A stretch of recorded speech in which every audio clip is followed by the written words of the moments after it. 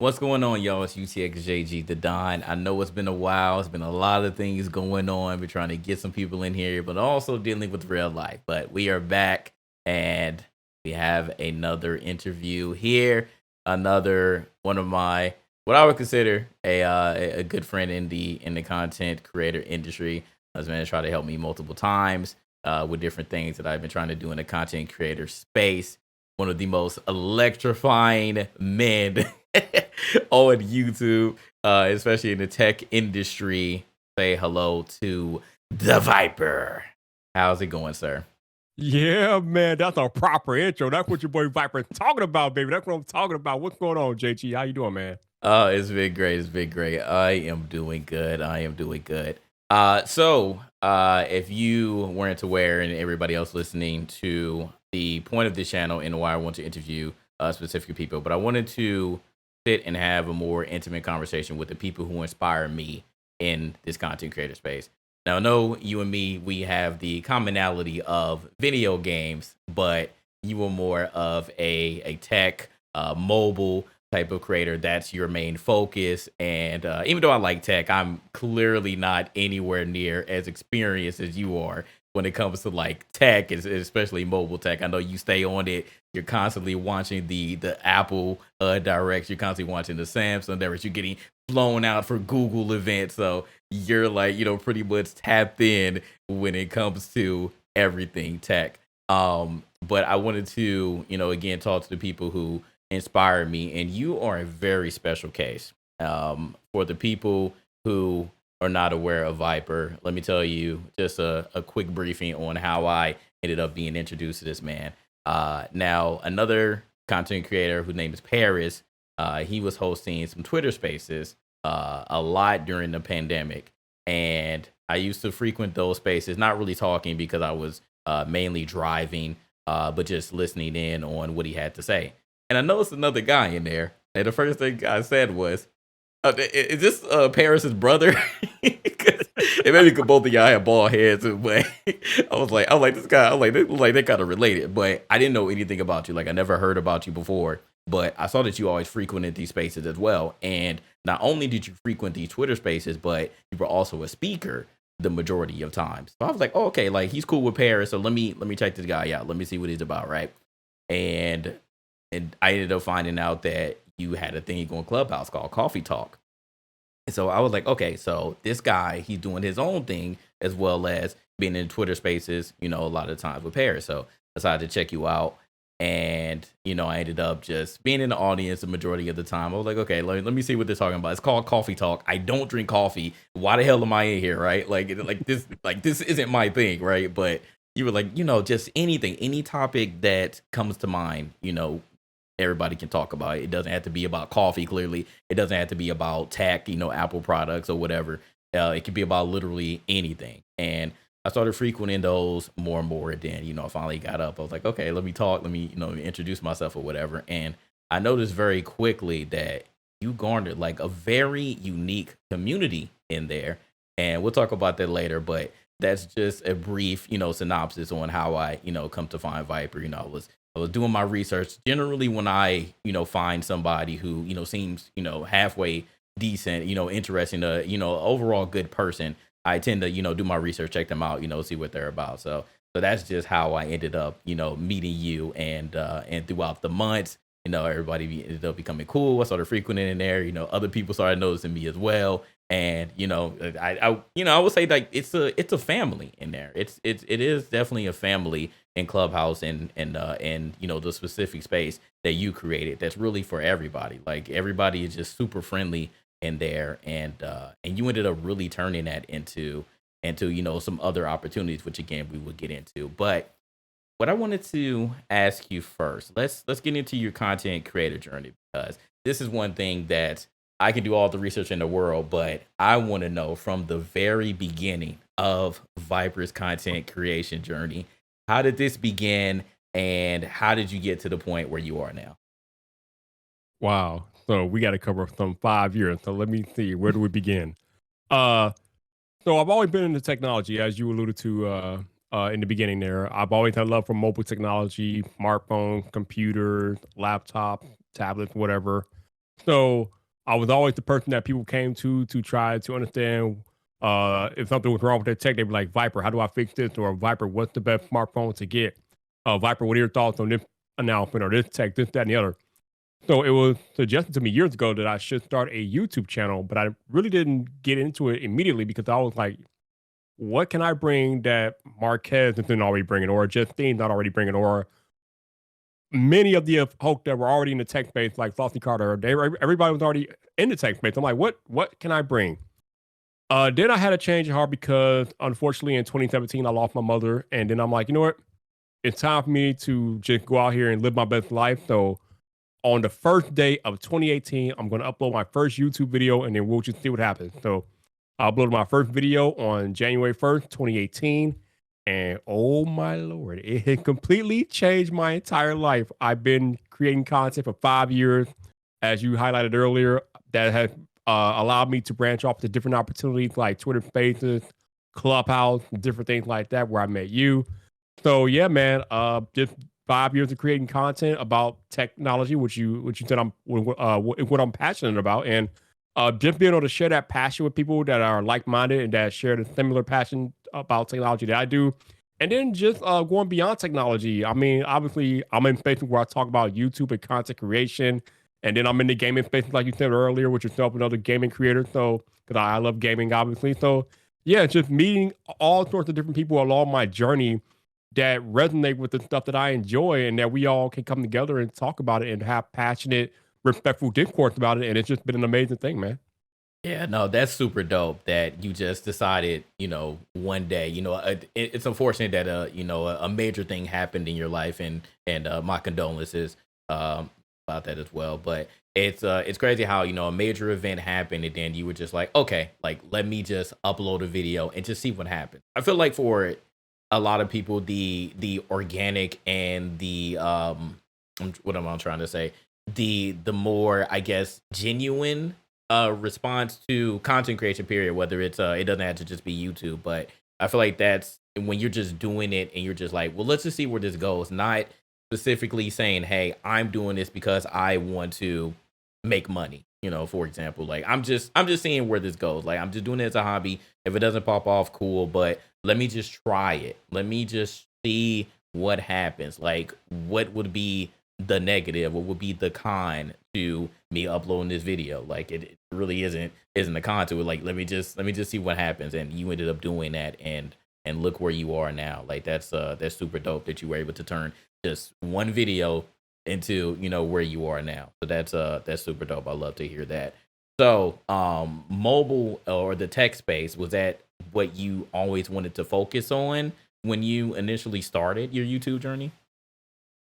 Yeah, like I told you before, I've always been into technology. I always have my ear to the ground on smartphone related news.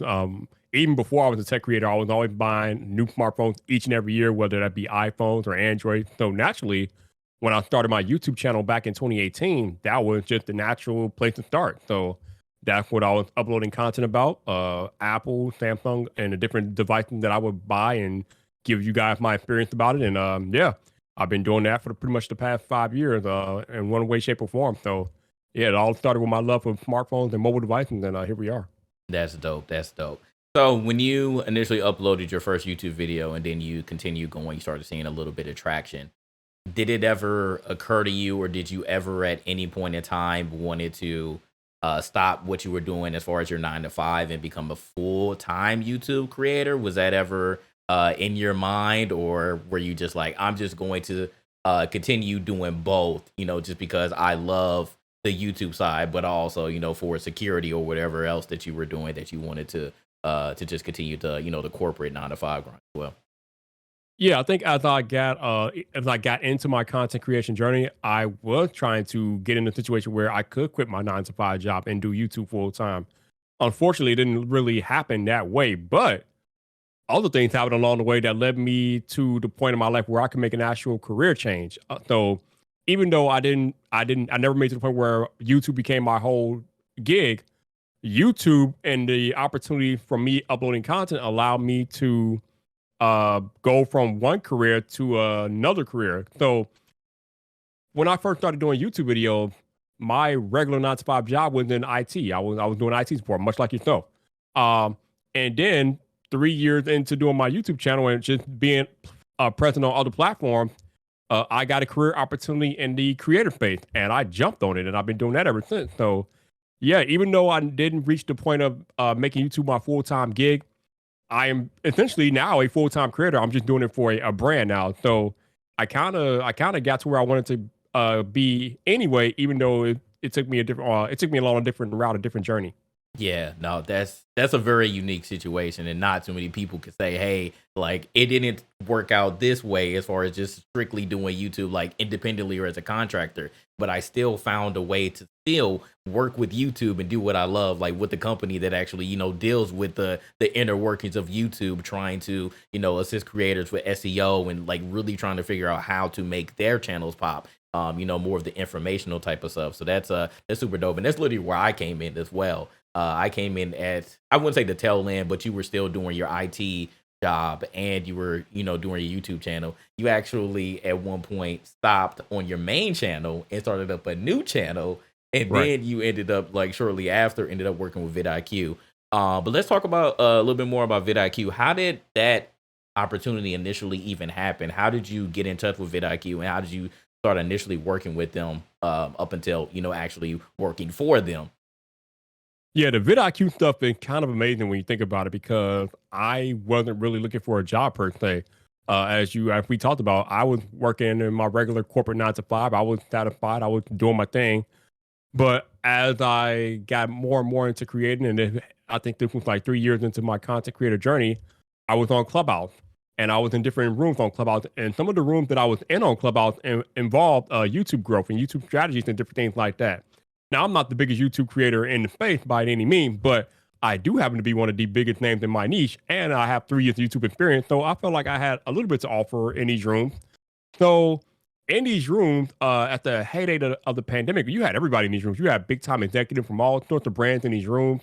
And fortunately, there were executives of vidIQ in some of these rooms too, which I didn't know at the time, but they were in the rooms too. So uh, one day I got a DM from the CEO of vidIQ stating that he enjoyed what I was saying in the room and that he would like to talk to me sometime down the road. I'm like, all right, cool, let's do it. Um, and then I think a few months later or whatever, I got an email from one of their leadership team saying like, hey, we love what you're doing in Clubhouse. Would you consider hosting a room for us once a week on Clubhouse, talking about YouTube and growth and different things like that? And we'll pay you X amount of money a year to host this room one time a week. And I'm like, absolutely, because before this, I was already using vidIQ products. So I was familiar with their product and what they were offering and what they brought to the table. So when they came to me to do this partnership on Clubhouse, I'm like, hell yes, absolutely. So I signed a contract. So the contract is for me to do 1 year of hosting room for vidIQ on Clubhouse. So I'm doing that, right? So 4 months into this contract, JG, I get another email from one of their executive assistants. They're like, "Hey, one of our VP wants to catch up with you and things like that. Can you make time for this video call?" I'm like, "Sure." So I'm thinking they want to talk to me about the brand deal, ask me how things are going, different things like that. All right, cool. So I get on the call with the VP or whatever, or one of the VPs, and the man was like, "Vyyyper, we want to offer you a full time position to come on at vidIQ." I'm like, "Wow, okay." And they're like, "All right, so what do you want? Like, what is your number per se?" So I throw out a number. We go back and forth or whatever, and ultimately, they met the number, and I agreed to come on full time at vidIQ, and here we are, almost a year and a half later. Oh my god, yeah, that's super dope. Like actually, like you explained this story, like it sounds even crazier than like me Right? on the outside just paying attention. It's like wow, like he was yeah. Because I remember when you were hosting the room, like you always mentioned it. You're like, hey, like I got my vidIQ room on this day at this time. Like we're gonna do that, so make sure you come through. If you have time. So that's dope that you were in the right rooms at the right time and you at least knew enough to capture the people at vidIQ's attention to even get the first opportunity to even, make a little bit of money, because people, I think that was one of the things in the beginning. First of all, the pandemic on Clubhouse was like networking central. I wish I Yes. would have caught it when I did, but unfortunately I didn't have an iPhone or an iPad, so I couldn't get in the very, very beginning. But when I ended up getting in, it was really at the tail end of, things pretty much opening back up worldwide. So I didn't get to catch the boom of it, but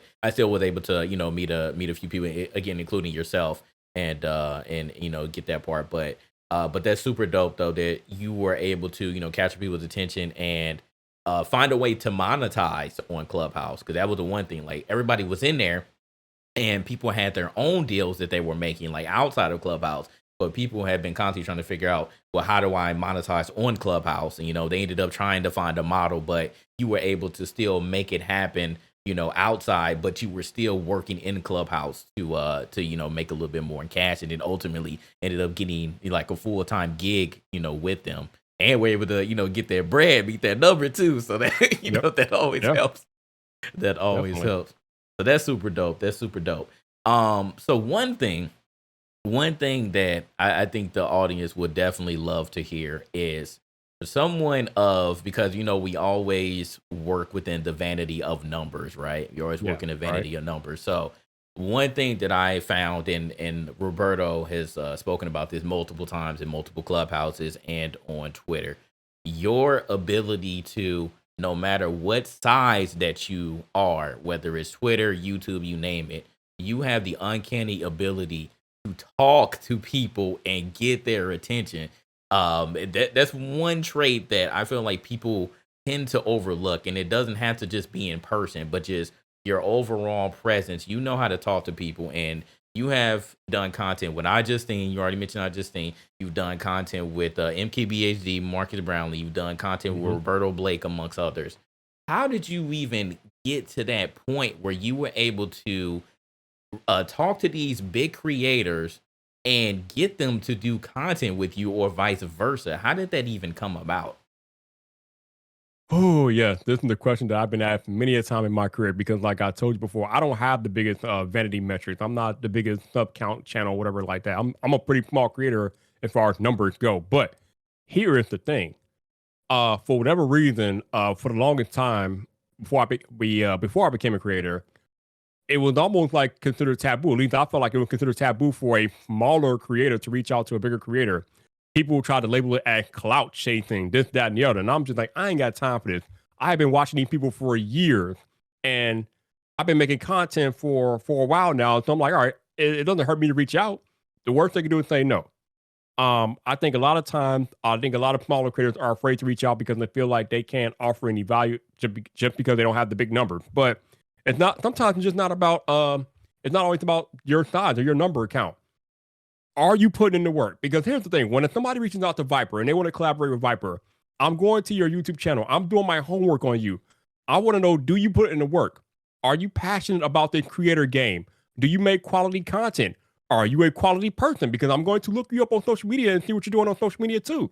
So there's a bunch of things that go into it. So when I'm reaching out to these bigger creators, number one, chances are there's a chance they've seen me in their comments already. Because again, I've been watching these people for like years now. But when they do their homework on Vyyyper, they're going to see that Vyyyper has over 500 videos uploaded on the channel. They're going to see that I'm passionate about technology, and they're going to see that when they look over my social media, they're going to see that I am very active in the community and different things like that. So at that point, when they got those things down and they understand that about me, I think that made it easier for them to kind of like come in and chat with me, because that's the other thing. I'm not really asking them for anything but a conversation. I'm not trying to get a shout out. I'm not trying to do content with them on their channel. The only thing I ask the creators is, will you be willing to come on live streams or podcasts and talk to me one to one? That's it.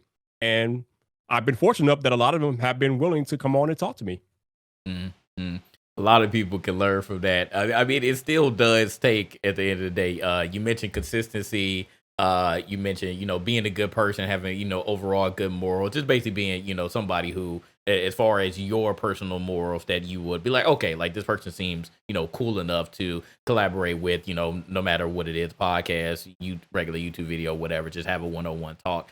But again, and this is what I mentioned before, like it's I think it's just you though. Like it's you and the ability that you have to talk to people because, like I said, I find myself lacking in those situations. I wouldn't say that I'm scared to like talk to people and message them if I want to collab, but it's been like some other things going on that I think that overall in my content creator journey, people probably have a different perception of me, and I don't know if it's something that me or my team, made up ourselves or just, what people's perception are. We try to, over the years say, hey, like we're friendly, like we don't hate everybody, but it's just been a couple of incidents, with a couple of people that I guess, maybe in some form or fashion gave the overall community a different perception.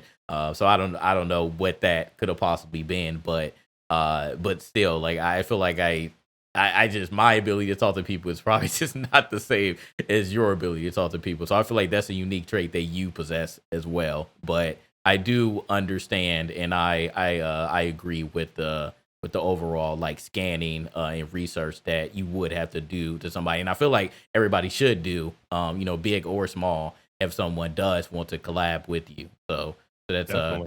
that's some good advice. That's some good advice. All right. Yeah, and before we Oh, go on good. though, I just wanna hit on this real quick. Character. We don't talk enough in the creative space about character, but I cannot tell you all who are listening to this podcast how important your character is. Are you a good human being? Are you a decent human being? Do you do right by others? Are you a positive beacon in the community, whatever community that you might be in? Your character matters. Yes, your content matters and all that stuff. Your consistency with the content, that's cool. But your character and just you being a good, genuine human being will do a lot for you and open a lot of doors for you. There, JG, we've seen these people out here. There are creators out here who are not very good people, at least not on social media. They want to be in drama. They want to be constantly embroiled and just garbage that doesn't really add to the community. And you see them out there. You see them on Twitter. You see them on YouTube. And you just know you're just looking back from afar like, yeah, I can't. I'm not touching that person now. But when you have that good character, man, that really does big things for you as a creator. It does big things for you with the creator community. It's also a big positive when you want to go work with brands, and it just makes your life a lot easier, and it makes your creator journey a lot more fun and enjoyable and collaborative when you are a good, genuine human being. Yeah, no, I agree. That's facts. I feel like me and my team, we're definitely good judges of character. There have been some slip ups here and there, but that's no really nobody's fault because it's like we didn't see it in the first place. But yeah, I definitely do. Like I see like what you're doing. Like who are you beefing with? Is that something that you like to do? How do you compose yourself on social media and in real life? Because we do know those people who they genuinely do play a persona on the internet. That may have been how you garnered your audience, but then in person you may be a different way. But I would rather deal with someone who the person who I see online is the same person who I see in real life, because sometimes I don't want those two things to blur. I want those to be together. Like I know that if I see you in real life, this is who I'm going to get. So if you're acting a fool online and into all that bull, then I would just rather stay away from you and not even deal with it in the first place. I don't want to Yep. get into any drama. I don't want it to be in anything by association, because that's another huge thing, guilty by association, just because of who you associate with. So it's like, nah, if you in that mess, I don't even want to talk to you. For Nah, real. yeah, that's facts. That's facts. All right, so let me get to the next question. So going back to Clubhouse and your own personal coffee talk room, how did you even get to the point where you were able to cultivate such a loyal and family oriented community? Yeah, so the coffee talk thing, I don't think when I first started it, I don't think I ever expected it to become what it's become. It's kind of really a thing of its own. But I got in Clubhouse and I started hosting this room called Coffee Talk, and I was hosting it every single weekday morning. And the way I had it set up was like, I'm like, listen, I'm hosting this room. Come in here and chat with me. It doesn't matter what niche you are, what type of creator you are. If you're a tech, beauty, gaming, I don't care. I just want to talk to you.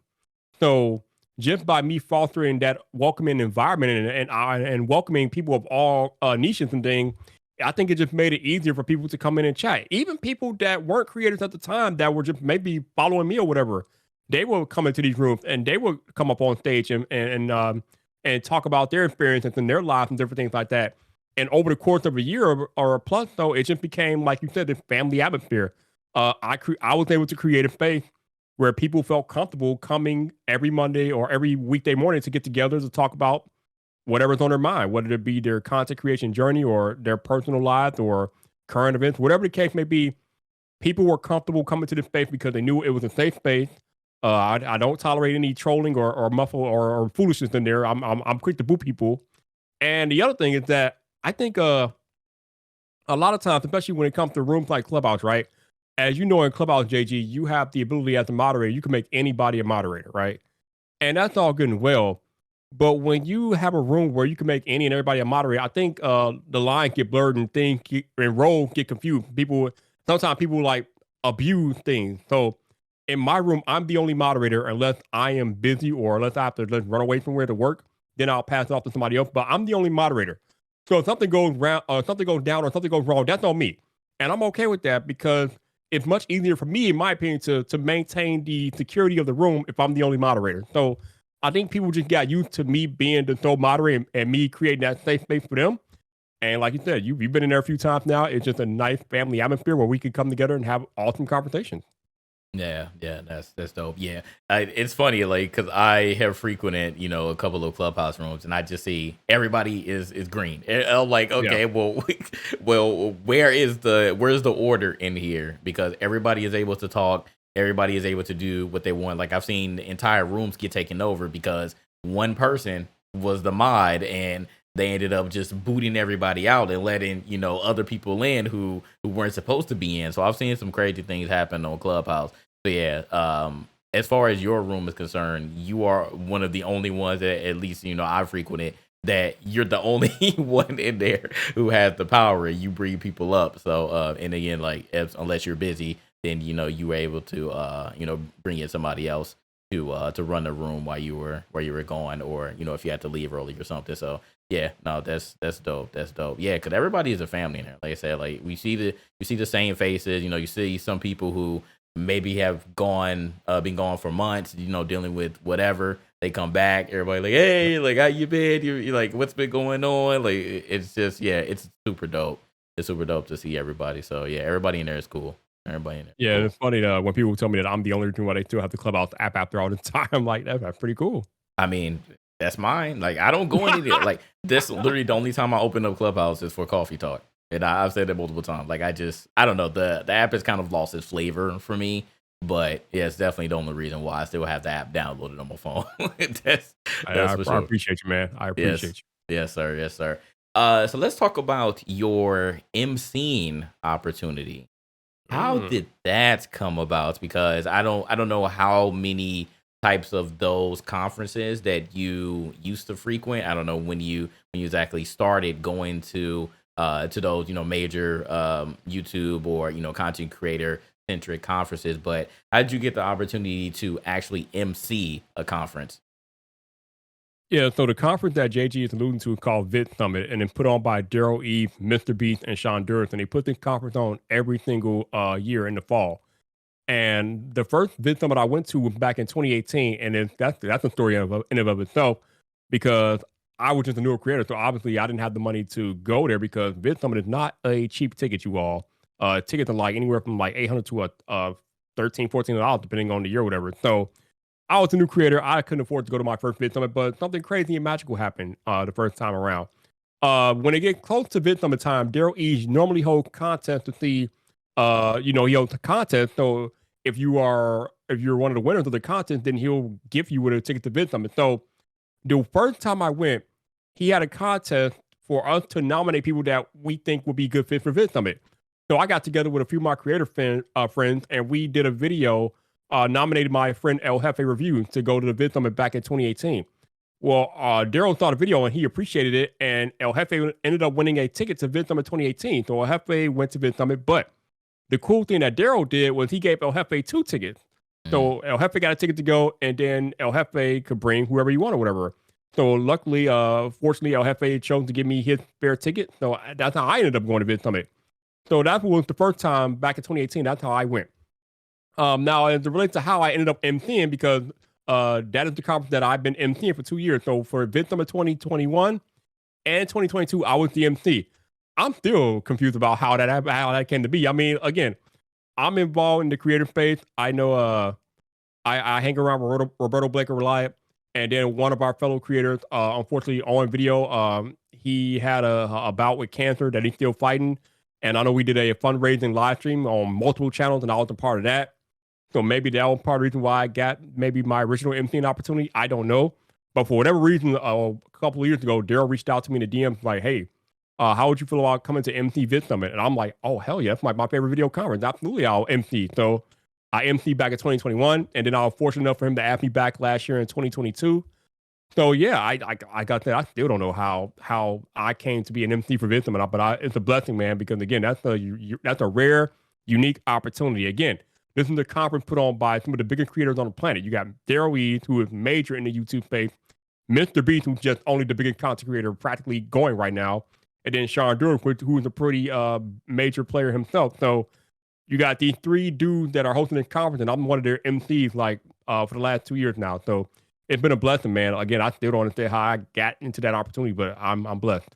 That's dope. That's dope. I remember when I first heard that and you mentioned it, everybody was like, "Oh, in Clubhouse." Everybody was like super happy for you, especially Roberto. And the fact that you were not, only able to do it in 2021, but you immediately came back the next year and did it again is super dope. So I hope that you end up becoming like the permanent MC as long as Vid Summit is going on. That'd be dope. That'd be super dope. Cause then literally everybody would know you. Like, all right, the MC, the most electrifying man, is back again. 2023. Let's get it. It's a new year, so yeah, I'm sure you'll be back, right? Okay. Yeah, I probably won't know until probably the summer, but I'm hoping so. I mean, I'll be there regardless either way because if I'm not there MCing for the conference, I'll probably be there for work. But yeah, either way, I'll be there. Let's talk about the importance as a content creator, as a serious content creator, going to conferences like Vid Summit. Again, in Clubhouse, I learned a lot. I hate to always refer back to Clubhouse, but it's some gems in there. You gotta go in some of these rooms to really know like the inner workings and really up your content creation game if you're serious. But I've heard about the importance. Multiple people have talked about this a lot of times, but let's talk about the importance of conferences like Vid Summit. How important is it to go to these events and network and just soak up all of the knowledge if you're trying to be serious in the content creator space? So we've talked a little bit on this podcast about networking. You highlighted that's pretty much how we met. We met through networking, and just the networking opportunity that Clubhouse brought at the height of the pandemic were legendary. Again, I ended up in a room with Mr. Beast and Keemstar back in 2021, which is still mind blowing. But as good as Clubhouse was for networking at the height of the pandemic, I don't know if it's the same as being able to network in person. Like it's just a different vibe when you meet people in person. I mean, yeah, you can have conversations online about people you never met, different things like that. But it doesn't get real until you meet that person or meet them in person. So being able to go to these events like Vid Summit or VidCon or something like that, and being able to meet these creators in person is another level entirely, and especially at Vid Summit, because Vid Summit is for the serious creator only. Because as I mentioned, it is not cheap to go.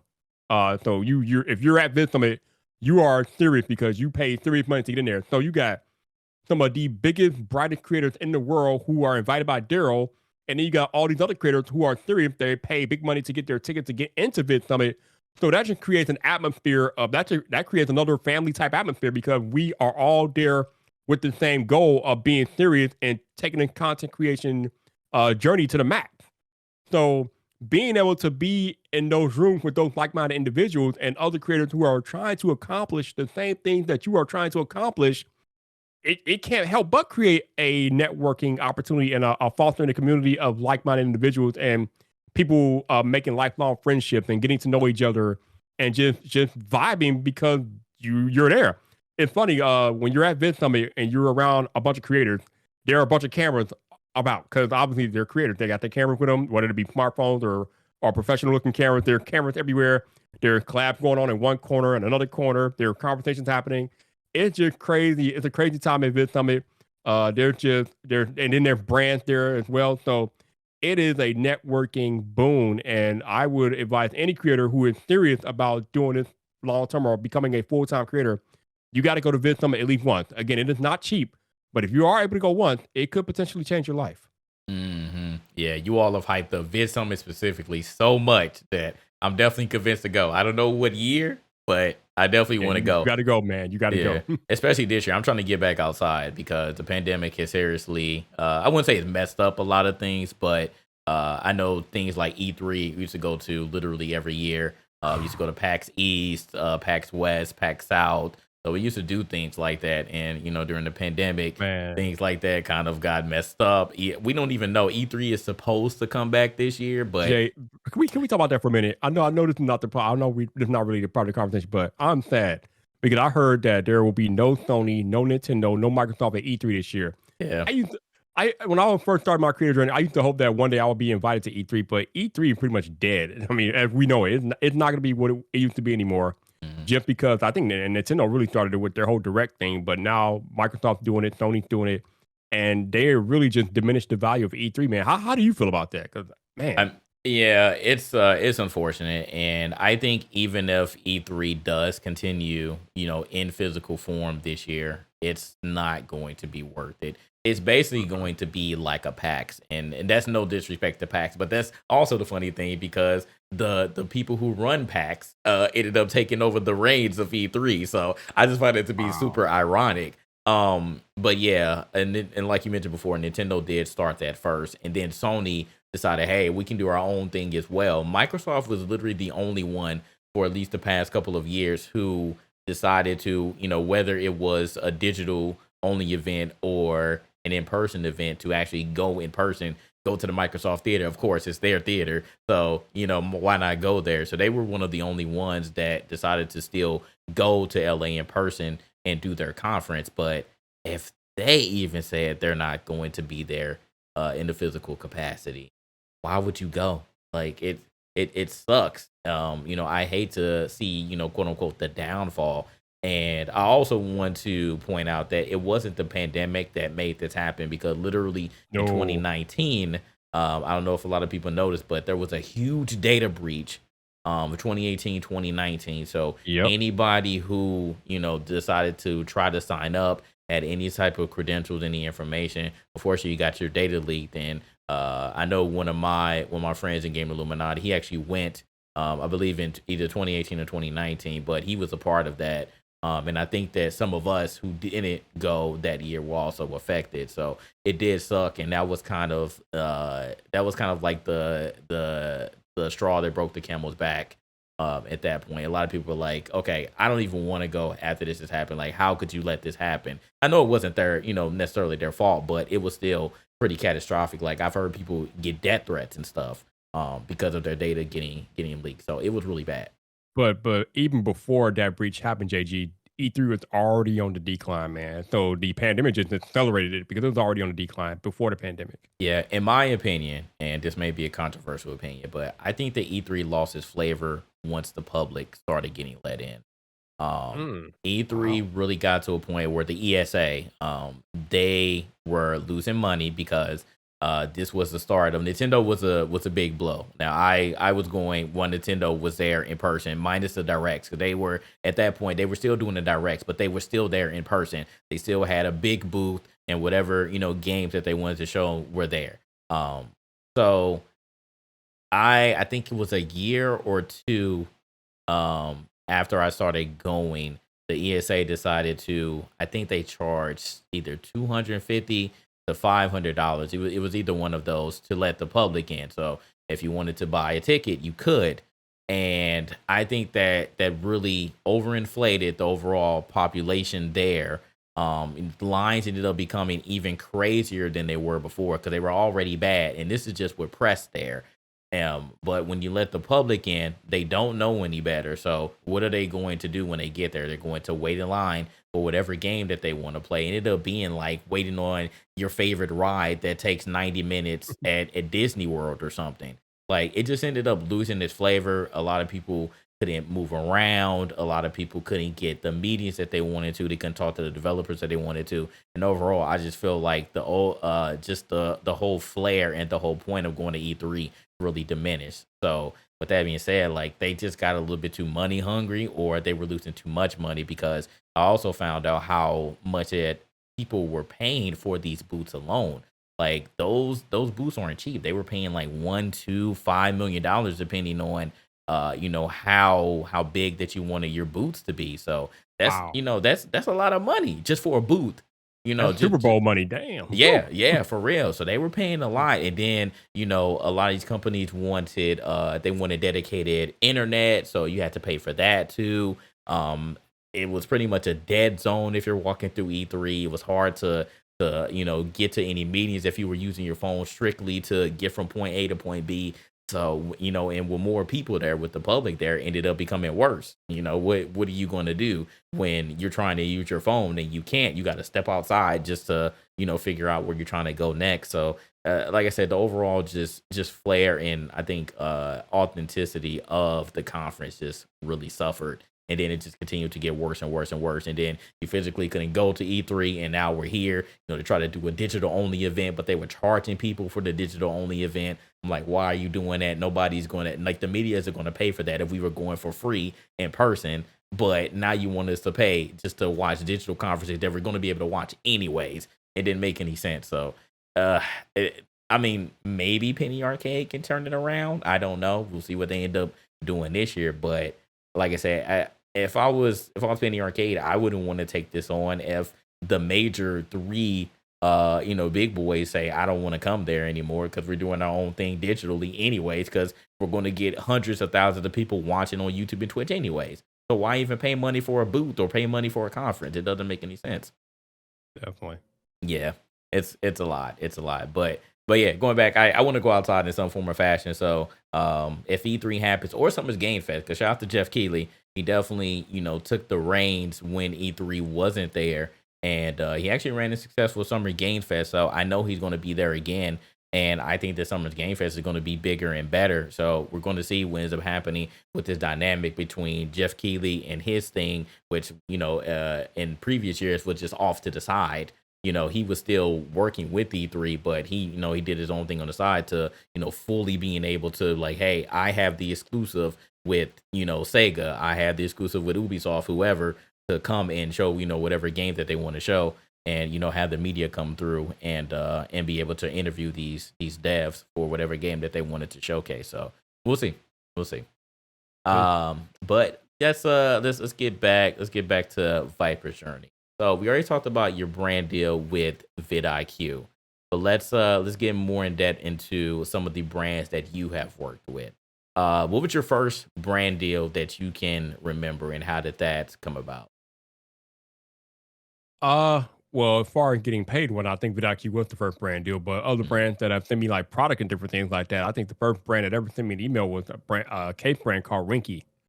So they sent me an email wanting to send me cases to test all on different phones. So that was the first brand that I work with in that capacity. Other brands that I work with in a similar capacity would be Google, Verizon, Rich Wallet, there's Casetify, Caseology, Speegen. I mean, it's been a few. So I've been fortunate enough to have a few brands rock with me and work with me in that capacity. So it's been nice. Nice, nice. Who was being your favorite brand to work with? I guess outside of VidIQ. I would say Google. Google is pretty amazing, man. They've been sending me phones every year for the past like 3 years, I think now, and they flew me out to New York last year for a week in the Catskill, which was crazy. So yeah, Google pretty awesome, man. They're good to work with. Dope, dope. Yeah, no, I saw you were having a lot of fun. You posted a lot of pictures and Oh video. yeah, Yeah. oh No, yeah, you having fun. I'm like, look at this man, Vyyyper, boy. It's like got phone out by Google. He having himself a good ass time. yeah. That's super dope. That's super dope. So back to video games, because we did mention E3 and stuff. So you also like to play video games, and that's how we ended up finding more of the commonality in this creator space. What is your favorite genre of video game play? Ooh, I think I go back and forth between sports and adventure. I think, yeah. Hmm. Favorite game that you can remember? Which one of your favorite games? You mean of all time or like Yeah, right now? all Or time, all all time. time. Ooh, man. You know what? Back when I had, I think when I had a Nintendo, I think it was Nintendo. Bases Loaded 2 was just amazing. I love Bases Loaded 2. I was so into that game. You got Tecmo Bowl. I mean, yeah, I like And then I mean, if we're gonna go up in time, GoldenEye, which was just re-released recently on the Xbox and I think Switch, so that's pretty awesome. Super Mario 64 was like groundbreaking. I also remember, I know I don't know, man, I named more than one, but I also remember when we went from the PS1 to the PS2. One of the first games for PS2 was Madden, I think Madden 2000, I believe, and that was just such a graphical leap over the PS1. So I remember playing that one. That was kind of amazing. And then we get on to Xbox, and whew, the craziness that I experienced in my college dorm playing Halo. Oh my, JG, Mm-hmm. you already know the Mm-hmm. Halo LAN parties are lit. So Yeah. yeah, man, I've been playing video games a long time.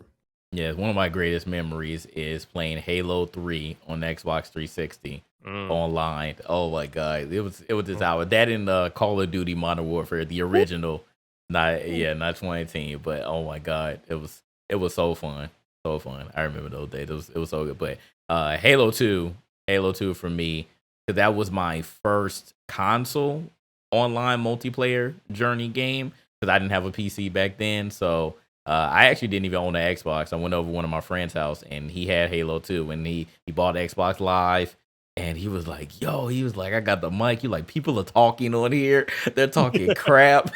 And I was Oh like, let yeah. me see that. It did. That kind of Yo, the just changed my 12-year-olds life. are ruthless online. Yo, these 12-year-olds are ruthless out here. Oh my God. Yeah. That's why, the Call of Duty culture, that's why that's the thing. Because they were going crazy on there. They were going crazy. All right, Vyyyper. Outside of content creation and video games, what does Vyyyper like to do when he is outside? When he's not, messing with the latest tech or playing video games, what does Vyyyper enjoy? You know what? I don't really do the whole outside thing much, but I think with the few times I am outside, I just like to go out and explore and different things like that, man. I'm in Chicago, so I like to go to downtown Chicago sometimes, just walk around downtown, taking all the scenery and everything, taking the fresh air. So yeah, I'm not much of an outdoor person, but when I do go outside, I just like to walk around and just explore my environment and just take it all in, man. Would you call yourself an introvert? Yes, very much so. You are. I can't believe that. I can't believe I that know, you're an right? introvert. You know, it's funny because a lot of creators are, I think, are similar to me, where you probably wouldn't believe that they're introvert, but yeah, there's a lot of us out there that are definitely introverted. I'm a full-fledged introvert. Like my wife hates me at times because on the weekends she's like, "Let's go out," and I do it for her and for the kid too. But a lot of times I'm like, "Yo, I could just stay in the house all weekend and be fine Yep. with it." Maybe it's Yep. because I'm an only child too. Because I do hold some of those traits still. But yeah, I'm just like, yo, I'll just chill in the house. I don't like dealing with people. If I don't have to, like, I just won't deal with people. And I feel like sometimes this, to my detriment when it comes to the content creator space. Cause like even when I'm outside networking, I'm like, don't want to walk up and talk to that person. And I'm like, oh no. Like I start second guessing myself sometimes. So but it seems like, even as an introvert, you were able to, talk to people, walk up to them, collab and make things happen on your own. Yeah, I think it's weird because and my mother was still alive, and you would ask her, she would definitely tell you I was an introvert. 'Cause I never really I never was how I was before I started creating content. But I think it was easier for me because I knew that I was approaching like-minded individuals, people that were into the same things that I am into.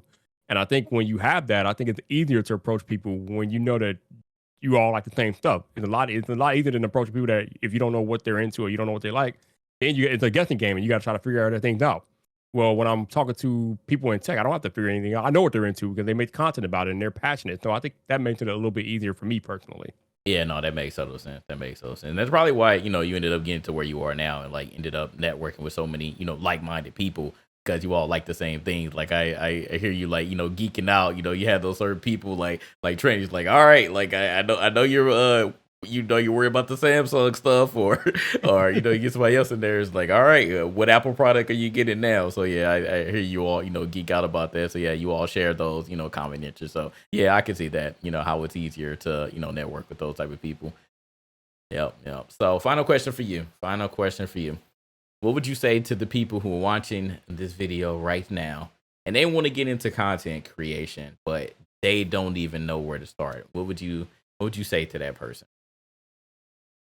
I would probably give them the advice that I took myself back in 2018. I would just say, pull out your phone or whatever you got, make a video. Make a video about something that you're passionate about and upload it to YouTube, and just go from there. See what type of response you get.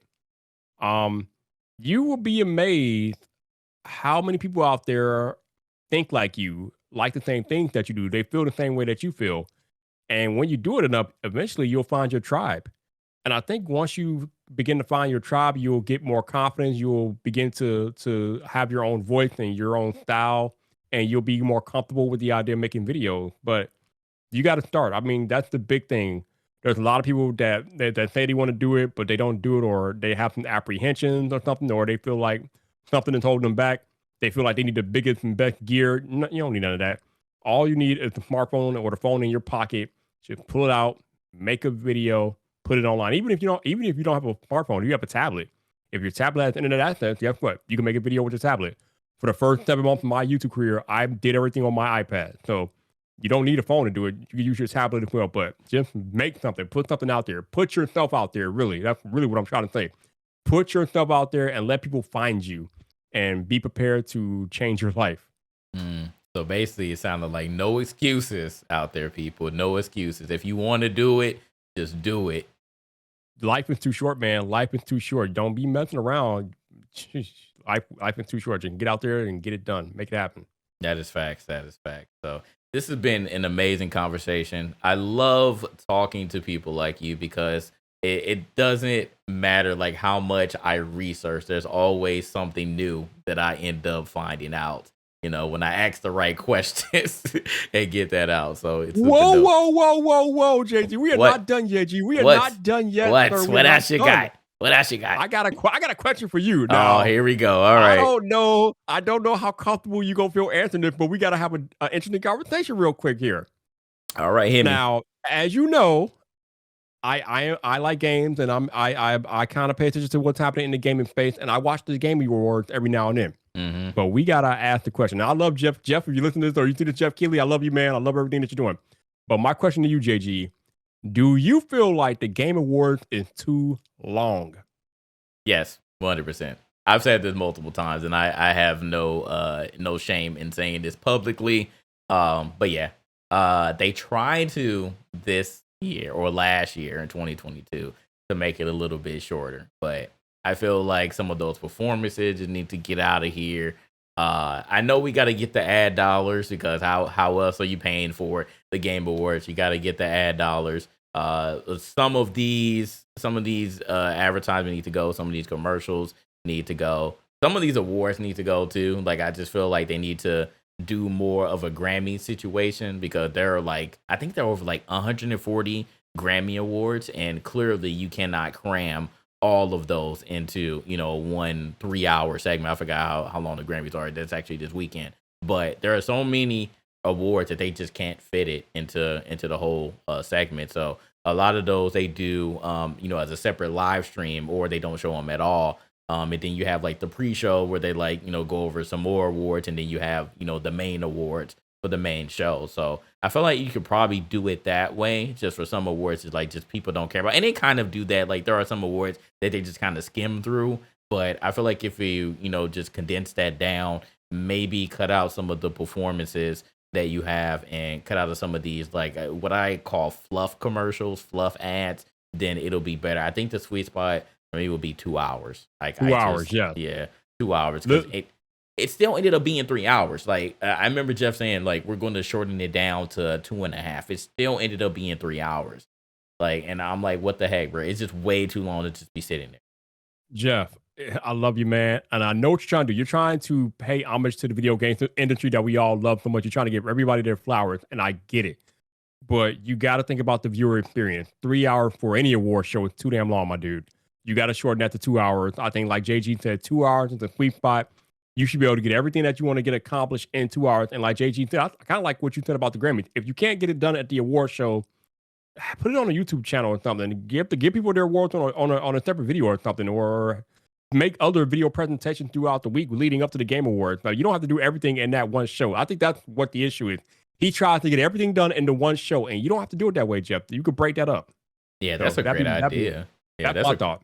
Yeah, that's a great idea, actually. If he just did some segments before, leading up to the Game Awards, because he's always talking, obviously like the weeks, going up until the actual show, like he's always talking about, what's going to happen. So yeah, you could very easily do a separate segment, each day, like because I think he usually does the Game Awards on Thursdays. I Hmm. think that's the day that he usually does them. But yeah, like Monday, Tuesday, Wednesday, like he could do some more awards because I couldn't imagine being there in person and sitting there for 3 hours. I would probably be asleep. I'm not even gonna lie. I would probably fall asleep at the Game Awards. Like it's a dope experience. Like, and I know people that have been there in person, but that's just way too long. And then last year you had God of War, freaking Christopher Judge going up doing an entire monologue, and I love you, Christopher Judge, but you were wrong for that, buddy. You were wrong for that. Uh, when you went up there and you did that entire performance, that was crazy. So I like you took way too much time and just like things like that. Obviously, Jeff, in that particular instance, he couldn't do anything about it, and they tried to wrap it up and hit the music on him, but because that obviously wasn't planned. But it's just everything else, like all the things that you can control, you can probably just condense it down. So hopefully he does learn. Hopefully he does take the feedback and make sure that it's condensed down some more. But like I said, even for a 2.5 hour show, what he wanted it to be, it still ended up being 3 hours at the end of the day. Also, So, also, Jeff, you might want to tighten up that security. I'm just saying. oh yeah, because that was another unfortunate thing. But at the same time, though, I think for a positive, that's at least showing you that you pretty much rule the video game awards market.